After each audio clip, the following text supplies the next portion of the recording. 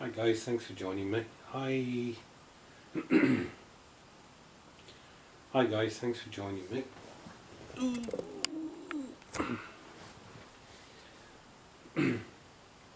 Hi guys, thanks for joining me. It's been a while since I posted a video.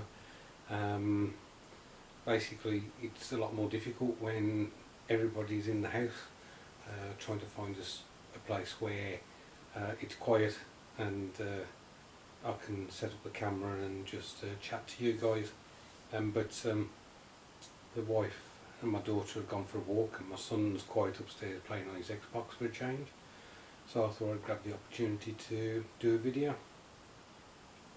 So before I start, I just want to say a big thank you to Joe of Mad Genius Productions, Charlie Mack and Greg Riley, who have been keeping tabs on me. Thank you guys, I appreciate it. I have to be honest that wanting to produce videos has kind of been on the down lately anyway, and I haven't done any modelling. I haven't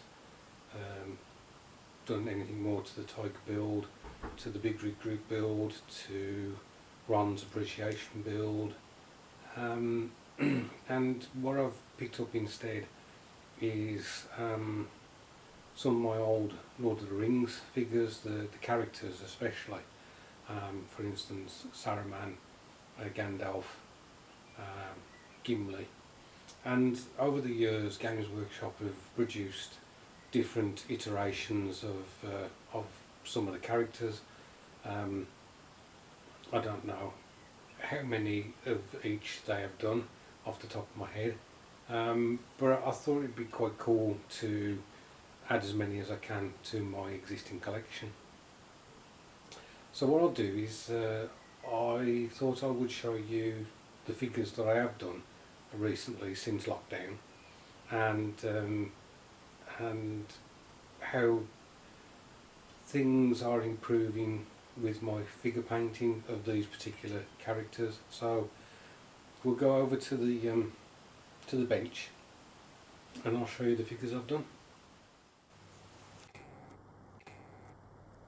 Okay guys, so this is the second attempt at doing this part of the video. The first attempt, it basically took too long, and I think the video was 20 minutes in duration or something crazy. So what I thought I'd do, because it was my intention to show you all the figures I've done over the last 8 weeks, is I'll just show you the Saruman figures I've done so far. So this was the first one. It was sprayed all white, and then he was given a wash of Agrax Earthshade. Then he was highlighted back up to almost a whitey. This one tending to be a bit more of a cream colour. And this is obviously Saruman at Orthanc, obviously his tower. This is possibly the most common pose. It was released as a blister with Grima Wormtongue, but it was also released as one of the magazines back in the day. I don't know how many years ago, 8 years ago or something. So you got the figure free with that magazine. So that was the first Saruman that I did. So this next Saruman, painted slightly differently. I sprayed it all white, then I gave it a wash of Norn oil, and then I highlighted it back up. Then this one's definitely whiter than the other one. This is Saruman holding the Palantir, and I hope anybody watching this has already seen Lord of the Rings or read it, but this is how Sauron basically corrupts the mind of Saruman. He shows him that there is no hope for the salvation of Middle-earth, that the forces of evil are going to win, and Saruman believes that, and therefore joins forces with Sauron to be on the same side, basically to be on the winning side. I like this figure. I like the Palantir. I like how I achieved that there was something visible within the plant here that you can see, like there's a swirl going on. So yeah, that was a really nice figure to paint. Now the next figure I'm going to show you, the third one and the final one for this video, is another Saruman, and possibly the best one that I've produced so far. So here he is, guys. This is Saruman, and I think this one represents the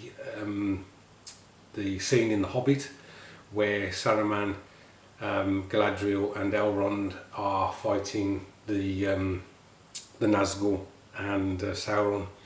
And you may notice that the other two figures had brown bases. That's how I represent my evil army, if you like. This one's got a green base, but because this is before he was basically corrupted by Sauron. Now, to me, the painting of this figure is much better than the others. There was a lot more layers to this, so you know, he was initially sprayed black as well, where the others are sprayed white. So he had to have a cream colour. I think it may be Xandri dust or something all over. Then I gave him a wash of Agrax Earthshade. Then I gave him a highlight of Xandri dust again, leaving the Agrax Earthshade in the folds. But rather than just jumping up straight to the next paint, which I think is bleak bone, Ushabti bone, sorry, I did a 50-50 mix of the previous paint, and then did that highlight. Then I did Ushabti bone, and then when I did the white highlight, I didn't do that straight away. I did a 50-50 mix of Ushabti bone and the white. I did that highlight, and then I did the white, so the progression was much more subtle, and I think that it's worked much better. Obviously I'm nowhere near the standards of a lot of the guys on YouTube, but I'm trying to learn possibly more about figure painting and fantasy figure painting than anything else. Obviously I want to be a better modeler, and you know, even figure painting World War II stuff, I want to be better at that. But the very first metal miniatures I ever received was from my mum's cousin. I think I was about 16. I'd just read Lord of the Rings, and my mum told him, and he had a tin of metal miniatures, and they were elves, ents, wizards, men, orcs. And so from a very early age, metal minis of a fantasy nature was something that I love and enjoy. So there you go. What I'll do is I'll put the three of them together. Let's see if we can get a shot of the three lads together. There they are, the three boys. So the next video I will do, I've got three Gandalfs that I've painted. Two of them during shutdown, one I painted about 4 years ago, and that will be the next one. So thanks ever so much for watching. Thank you to all my new subscribers. I really do appreciate it, and of course I have to thank my old subscribers basically for sticking with me and putting up with me over the years. I really do appreciate it. I hope you're all well, that you're all safe.